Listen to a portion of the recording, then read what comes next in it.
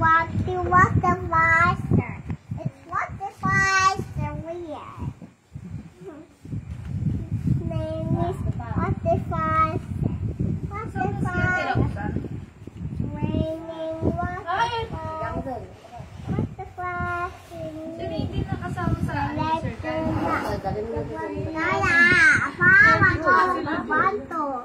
Ay, dalawa?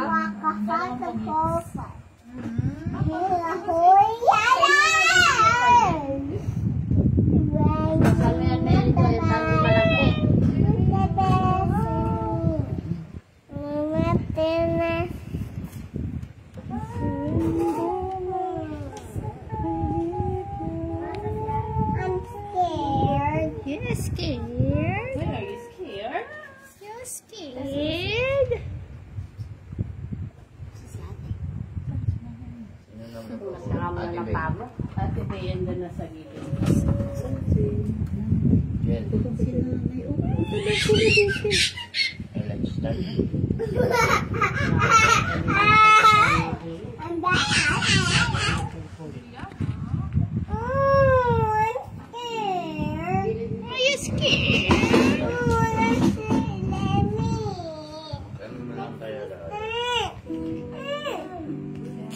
Ayaw.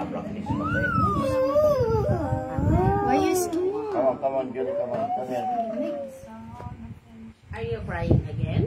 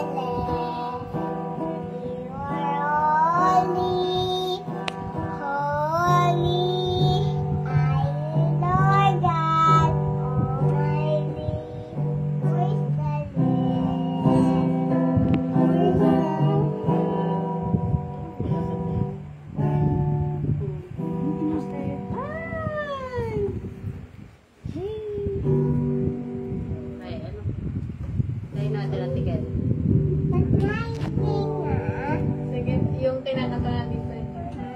Ay, yan lang. Wow. Wow, sabay na si Julie. Wow.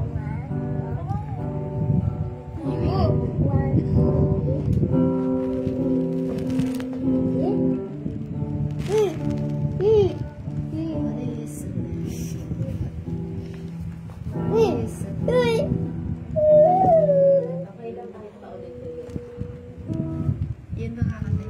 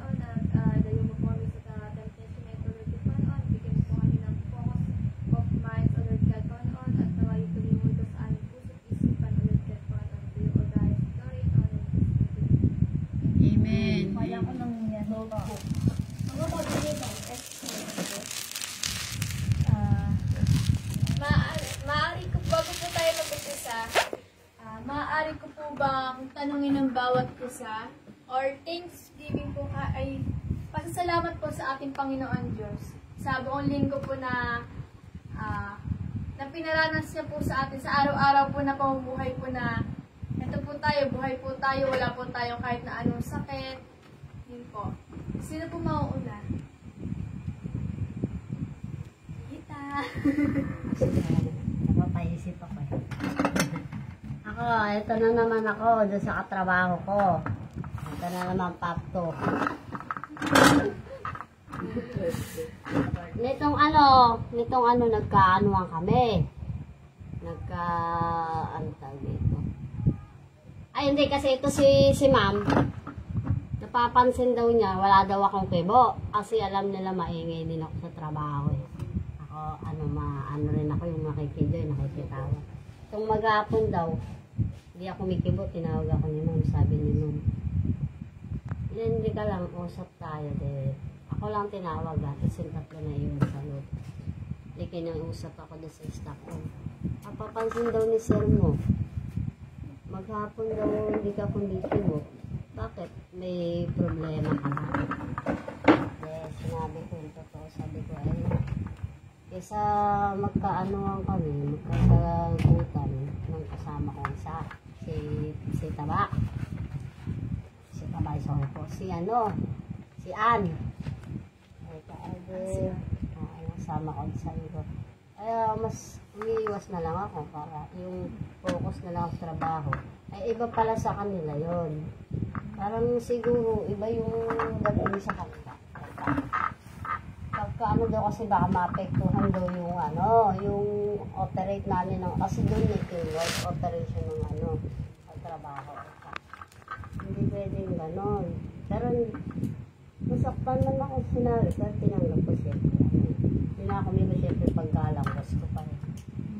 At gano'n, pagka makikiano ka pa rin sa kanila, makikisama ka.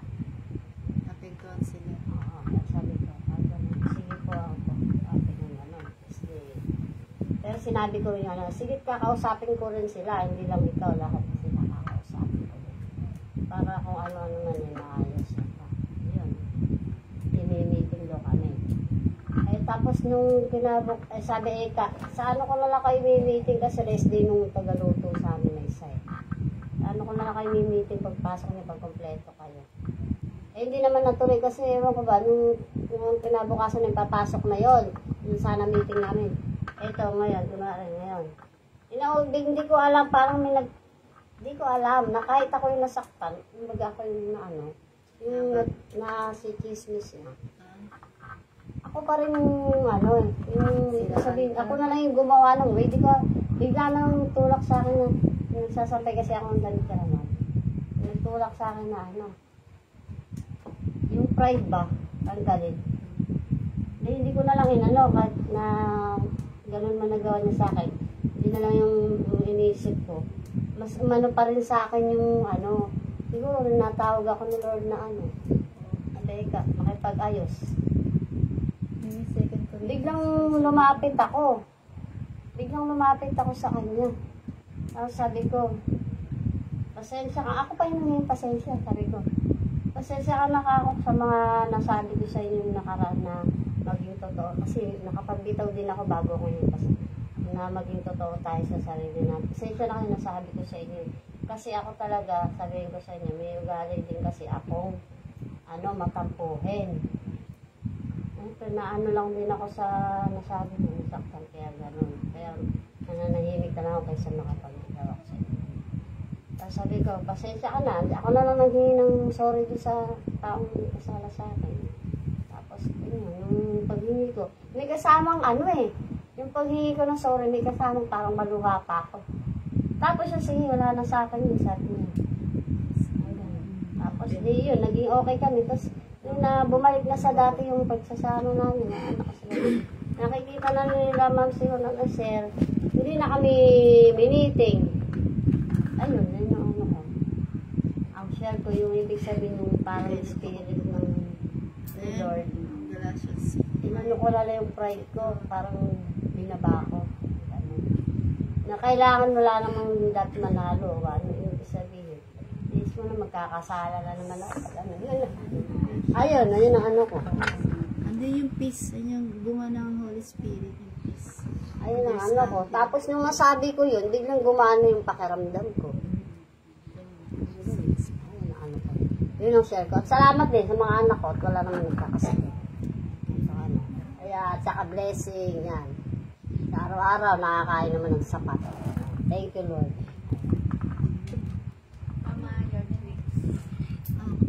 Salamat. Meron talaga time na thank you kay Lord na dumidiktaw ka na pupunta kasi umuulan. Huwag ka naman ituloy ng Bible study doon. Ganun. Sa kabila. Kasi hindi naman inano ka na wala namang pumapasok sa puso isip nila pag tinatanong ganun. Pero pinagpipray ko pa rin na nakalawag pa rin ni Lord na mangyari na. Ayan, tuloy-tuloy. Yun nga, yung digmaan ng spiritual warfare. Yun, nilalabanan ko. Sa tulong ng biyaya ni Lord, pinagpipray ko yun. Dito, pinagpatuloy ko pa rin yung sa kabila. Pero tinitest lang yung hanggang saan yung faith ko, hanggang saan yung pasensya ko, pang-unawa ako. Ngayon, inopen ko yung brother mo kanina mo. Yung topic, daw talaga ipag-pray bago mo sa mga kapatiran. Kung kalugdan ba ng Diyos yun. Minsan kasi, pinag-pray ko, pero pinipilit ko pa rin yung topic. Kaya tungkol naman kay Lord. Thank you, Lord.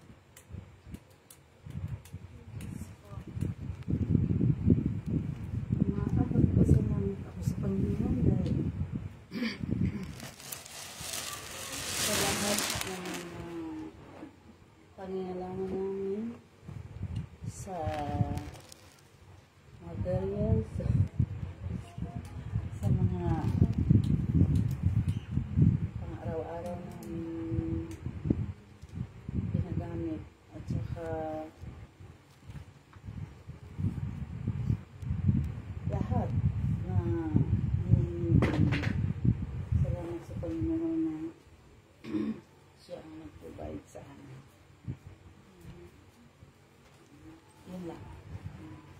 tuloy pala yung kanina. Nung habang nag-share ako ng salita, nandiyan si Erica, si mag-asawa. Grabe, ang ingay nila. Nadidistract yung mag-asawa. Si Ama. Nakalag. Ito. Ay, ba, testimony na ito, di ba? Testimony. Yun. Pinag-pray ko, sabi ko, huwag ka magpa-distract kasi di gumagamit yung kaaway na di ba? Gumagamit. Yun. Hindi sila nagpa-distract. Pagkatapos na, tinanong ko sila, may nakukuha. May ano ba kayo sa salita na Diyos? Yung may, paano ito yung may nakukuha o may napipick up ba kayo na nauwaan yung natutunan, sabi ko. Meron na daw, kasi sabi ko sa kanila, last time kasi na-distract sila sa ingay. Kaya ngayon, sinabi ko sa nila na huwag sila pa-distract. Ayun. Alam ko naman ako, tita mo. Akin po, next po. Queen Diesel. Bang kawayan. Kaya inad ko sa brother mo. 30 years. 14 years.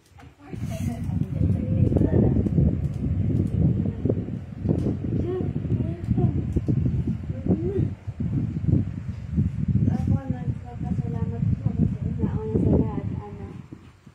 Patuloy tayo binibigyan ng Panginoon ng pag-asa, pamabuhay, and also sa schools. Kasi kulang talaga sa times yung namin. Sumala kasi ako sa bench yan. Para nag-teacher sa mga grupo.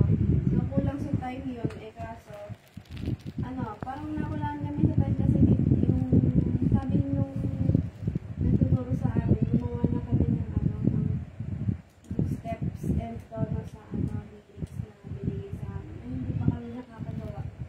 Umubo lang kami ng na yun kasi walang nag-dilig na sa amin. Hindi namin kaya dilig yung sarili namin. Pero, parang hindi pinabayaan pa rin ang Panginoon na nangyari yun kasi dahil naiba yung yung lyrics, naiba din yung mas naging maganda pakinggan yung yun namin, and pinag-prepare ko din this next week sa Monday kung matulungan yung exams makasama sa manalo kayong Sabay-sabay. Tatlo pa kayo eh. Manalo kayo tatlo. Sabay-sabay. Yun lang. Export dito lang. Sa akin,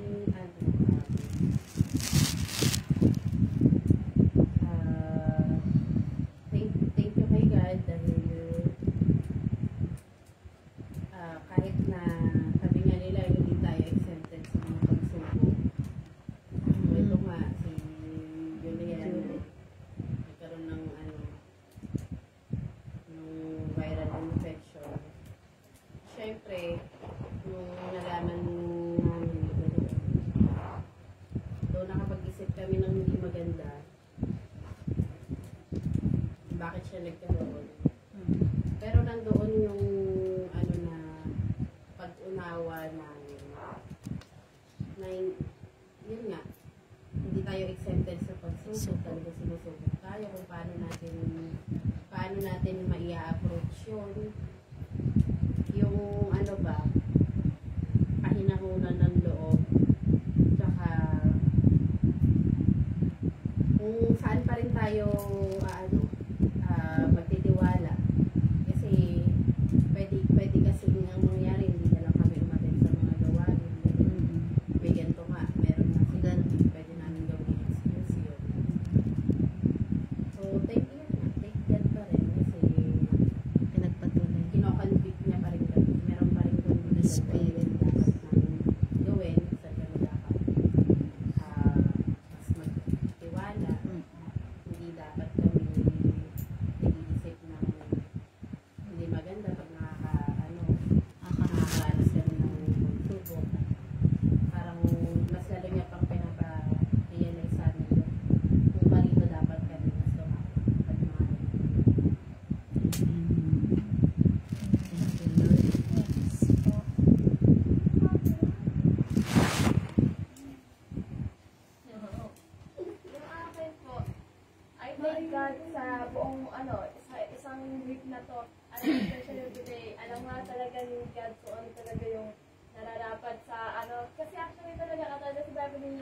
prepare din kami sa year namin. So actually, nag-pray ako kay God na kung tawag ito, will mo po Lord God, kung will ni God na i-prepare namin na hindi pa kami ready talaga, sabi ko, patilahin yung ulan, patilain.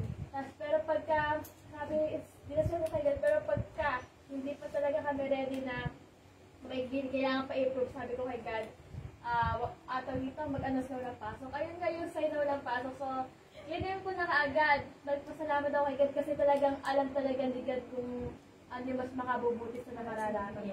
So, ay, nagpapasalamat din ako na natatapos na ng first quarter ng school namin at kung ano yung kahit nakakakaba kasi hindi namin alam kung honor pa kami. Ayun, nagpapasalamat ako kay God kasi na-overcome po lahat ng pagsubok pagsubok ng first quarter. So, ngayon, panibagong haharapin ulit sa second quarter na I keep praying na malabanan ko at ma-overcome ko kasama si God with His wisdom knowledge na hindi ako maalis sa sarili kong karunungan kundi sa Kanya. Pero din sa lakas na hindi ako kita sa lakas na katulad ng pag-face ko dati sa mga pagsubok rin na naranasan ko. Ayun lang. Thank you pa rin kay God. All glory to God. Next po.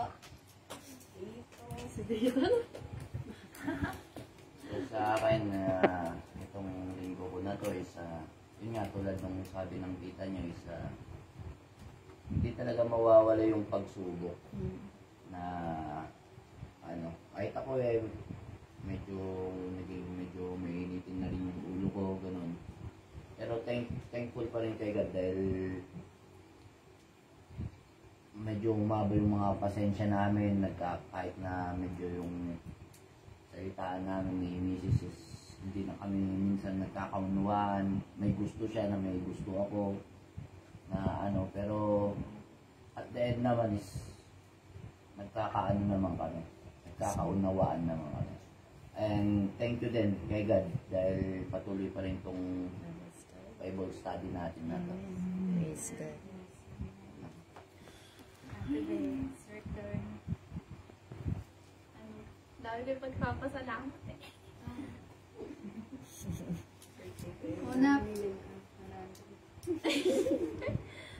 Thankful po ako kasi nandito po tayo, may gawain. At buhay pa po tayo. Pangalawa, kumbaga noon po kasi nung ako po ay 15 years old, inisip ko na po agad kung ano ako magiging pagka naging 20 years old na po ako. So, nung 19 years old po ako, medyo kinabahan na ako kasi magto-20 years old na po ako. Kumbaga, parang advance po ako mag-thinking kung ano na yung nangyayari sa akin sa ganitong year. Binibilang ko na po agad, which is dapat hindi ko bilangin. So, nung nag-20 na po ako, nare-realize ko na, dapat pala, di ko sinabi, gusto ko na mag-20. Dapat pala, in-enjoy ko po muna yung pagiging 18 years old ko before. Tapos, nung nag-21 po ako, thank you Lord po kasi na-realize ko na ang daming dapat ipagpasalamat sa Kanya. Na yung iba, ay bukas ko pala i-share yun eh. Basta dami ko pong dapat ipasalamat kay Lord as in. And, ayun po, dahil sa birthday ko, okay na po yung pakiramdam ko. Thank you Lord, di niya hinayaan na matuloy yung nararamdaman kong ganon. Thankful pa rin po dahil kahit na may nararamdaman si Julie, masiyahin pa rin, mahilig pa rin mang-asar. Tapos, ano pa ba? And ito lang po, halos 2 linggo po ata akong nagre-review. Ang exam po kasi namin, Mama, baka sa akin nakatulpo ka. Ayoko na. Ang exam po kasi namin, aralin po namin yung Pilipinas. Yung lugar po nun, regions, at yung mga katutubo po. So, hindi ko po, in-expect ko po na makaka-perfect ako kasi unang-una po sa lahat naniwala po kay Lord. Linin ko na makaka-perfect po ako. Tapos, puro pagre-review po ang ginawa ko that time. Until, ayun nga po, first time, sabihin ko ba? Hindi rin po ako nangopya sa kaklase ko. Hindi ako nangopya as in. Talagang nag-concentrate po ako sa test paper ko. Thank you Lord po, naka-perfect po ako. Tapos yung grade ko po, major po kasi siya, Geography, 100 po. Plus po talaga kay Lord. Usually po kasi before, may mga bumubulong po sa gilid ko. Uy, anong sagot? Uy, Ate Bea, tama ba yung sagot mo? Ganito, ganyan. Nung time po na kasi yun, nakita po ng kaibigan ko yung papel ko, sabi niya, ate, mali yung sagot mo. Which is tama naman po pala nung una. Nung binura ko, nung nakinig ako sa sinabi niya, na mali po ng ilang punto, sayang din po yun. So, nagtanda na po ako, umalis na po ako sa kaibigan ko. Lumipat po ako ng pwesto, din na po ako tumabi. Tinetest po kung mangungopia ka ba, o iano mo yung nakaka-guilty din po. Ayun, thankful pa rin po. Sa ako po nagpapasalamat po kay God kasi po muli po tayo nandito upang makapakinig ng kanyang salita. And yes po, tao po si Tita Ethel and Tito Julex na lahat po hindi po tayo exempted sa pagsubok. Kasi yun po yung ginagawang way ni God para mas lalo po tayong tumatag sa Kanya. And nagpapasalamat ko po sa paaraw-araw na kahit may mga times na pag nagre-review ako, mas lalo akong kumbaga na-distract ako minsan sa sa mga paligid ko din na parang nadidrain yung utak ko. Nagpapasalamat ako kay God kasi hindi niya ako hinayaan na ma-pressure dun sa nire-review ko. And kanina dapat nagsabi ako kay Ate Bea na hindi muna ako makakapag-share kung pwede siya muna kasi ang daming binagsak sa amin na mga gawain, lalo na exam namin next week, tapos review na po dapat namin ngayon. Then, thanks God kasi hindi niya hinayaan na hindi ako makapag-share dito ngayon. Ay lang po. Ako po nagpapasalamat po kay Lord sa mga nagdaan na araw, lalo na po sa 2 days na yun, yung practice. Kailangan po kasi talaga doon na lahat ng katawan sa mabilis po mag-pick up. So, ayun, binigay po sa akin yun ni Lord. At yung, ayun nga po, yung health, lalo na po kay Julie, is proclaiming na po na gumaling na po siya. And, sa kuting. Sa kuting, oo. Gumaling na si kuting. Gumaling. Uy, oo. Alam mo ba,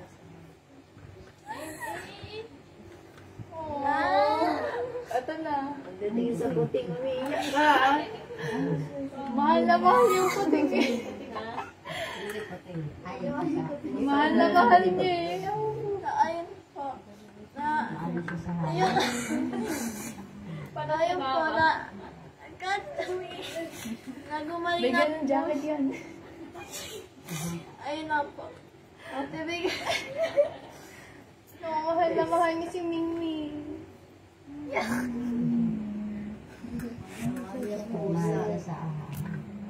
Hindi naman nila alam.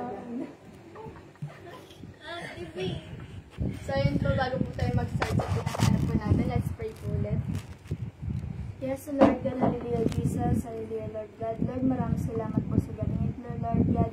At Lord, sa inyo po namin tinutuon, Lord God, ang mensahe, Lord God, na iyong ipapahayag, Lord God. Lord, itago niyo po ako sa iyong likuran, Lord God, upang kayo lang po, Lord God, na makita o, Lord God, at ang mga salitang aking bibitawan, Lord God, ay nangaayon po sa inyo, Diyos. At Lord, sa aming mamaya po, Lord God, pansamantalang pag-iwalay, Lord God, kayo po ang patuloy na gumabay sa amin, Lord God, at tumang po ang mensaheng aking inyong ipapahayag, Lord God, ay hindi po ito, Lord God, mawala sa aming puso at isipan, Lord God, at sa pang-araw-araw, Lord God, ito lang po ang aming salamat po na lang in Jesus' name. Amen. So, blessed evening po sa ating lahat. Ang ating pag-aaralan po ngayon ay Secret of Fruitful Life po. Kapag po sinabi nating fruitful life, ano po ang unang pumapasok sa isip natin? Bunga. Yes, mabunga po. So, ito ay isang buhay po na hindi lang po tayo basta-basta nabubuhay dito sa mundo. Kundi ito po yung buhay na makabuluhan, may bunga, at nagdudulot po ng kabutihan para sa bawat isa. At higit po sa lahat, kaluguran po sa ating Panginoon Diyos. Marami po na naghahanap kung ano nga ba yung sekreto na maging matagumpay at masaya ang buhay natin. Pero ang tunay po at nag-iisang sekreto para maging fruitful po ang ating pamumuhay ay yun po yung makita mismo sa atin si Kristo at yung mismong salitaan po ng ating Panginoon Diyos. So narito po ang aking 3 puntos. Una po is ang manatili kay Kristo. Sabi po sa 1 chapter 15 verse 5, ako ang puno ng ubas, kayo ang mga sanga, ang nananatili sa akin at ako'y sa Kanya. At ako'y sa Kanya ay ang siyang namumunga ng marami. Sapagkat kung hiwalay kayo sa akin, ay wala kayong magagawa. So, dito po makikita natin na hindi natin kayang mamunga ng mabuting gawa, kung hiwalay tayo kay Kristo. Tulad ng isang sanga na hindi pwedeng mabuhay kapag nahiwalay po sa puno. Tama po ba? So, ganoon din po tayo. Kung nais po natin na mabungang buhay po, kung nais po natin yung buhay na mabunga, kailangan natin manatili at nakakabit kay Jesus o kay Kristo sa pamamagitan ng panalangin at pagbabasa ng kanyang banal na salita. At isa po doon ay yung pagsunod po sa kanyang kalooban. At ang aking pangalawang puntos po ang pagsunod sa kalooban ng Diyos. Sabi po sa Awit chapter 1, verse 2 to 3, kundi ang kanyang kasayahan ay nasa kautusan ng Panginoon. At sa kanyang kautusan, nagbubulay-bulay siya araw at gabi. Siya'y magiging tulad ng punong itinanim sa tabi ng ilog, na nagbubunga sa kanyang kapanahunan, at ang kanyang dahon ay hindi nalalanta, anumang gawin niya ay magtatagumpay. So dito po sa Bible verse po na ito, sinasabi po na ang taong sumusunod sa kalooban ng Diyos ay parang punong malusog at matatag. Ito po yung laging namumunga at hindi po natutuyo. Ang sekreto po dito ay ang patuloy na pagbubulay-bulay ng kanyang salita. Sapagkat kapag ito po ang naging gabay natin, tiyak po na magiging matibay at mabunga at isa po doon yung pagiging matagumpay po ng ating buhay. At ang pangatlo po, last po na puntos, ang pagiging tapat sa paglilingkod at pag-ibig ng Diyos. Sabi po sa Galatia chapter 5 verse 22, verse 22 to 23. Mababasa po natin, ngunit ang bunga ng Espiritu ay pag-ibig, kagalakan, kapayapaan, pagtitiis, kabutihan, kagandahang loob, katapatan, kahinahunan, at pagpipigil sa sarili. Ang taong puno po ng Espiritu Santo ay hindi lang namumunga para sa sarili, kundi para rin po sa ibang tao. Kapag po tapat tayong naglilingkod at umiibig, gaya po na itinuro ni Kristo, doon nagiging tunay po na mabunga ang ating buhay po. So, ayun lang po.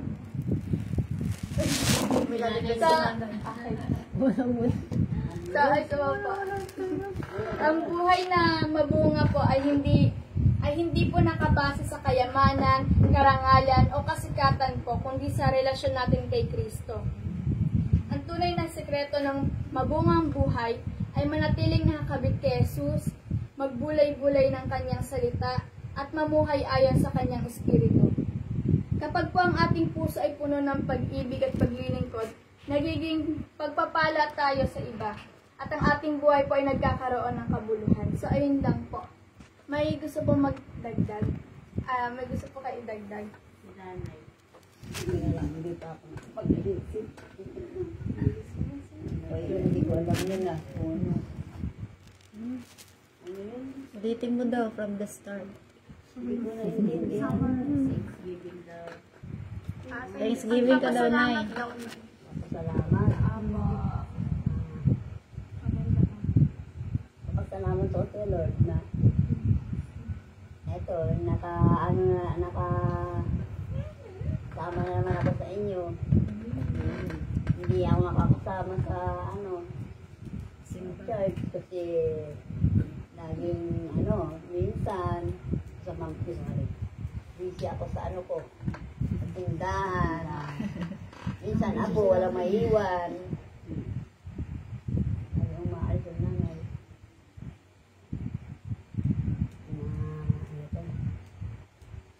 Palagi na tayo magbagal ng tatay, lagi narinig ang ulo natin. Tatay, para magpakabait mo man. Lagi mainit ulo sa akin. Napalayas na tapo. Iisip ko, at naman ako pupunta, na naman ako punta kay Tessa. Kung lagi akong maabulito. Kasi kagabi, gusto niya, ayaw niya pag nakatulog na siya, hindi ko nagigisingin. Tuloy-tuloy ang tulog niya. Pagka magpaalam na ako, alis na ako. Walang bala. Bigla na babakol. Hindi pa ako nakapaglipit sa mga gamit ko kukunin sa taas. Isilak na yung pintuan, diyan kami na mag-aaway. Gabi-gabi. Sabi ko, kung ganyan lang ganyan gawin mo, bukas, hindi ko lang pa rin katulog. Doon na lang ako sa taas ng tindahan. Pag hindi mo binuksan agad dyan yung tindahan bukas, sabi na maga, asahan mo, gibala sa pintuan na yan. Sabi ko, hindi na ako, dyan, titira. Kukunin ko na lahat yung gamit ko sa taas. Ang gamit. Saka ako kanina maga, bukas agad na. Hindi pala na pasada.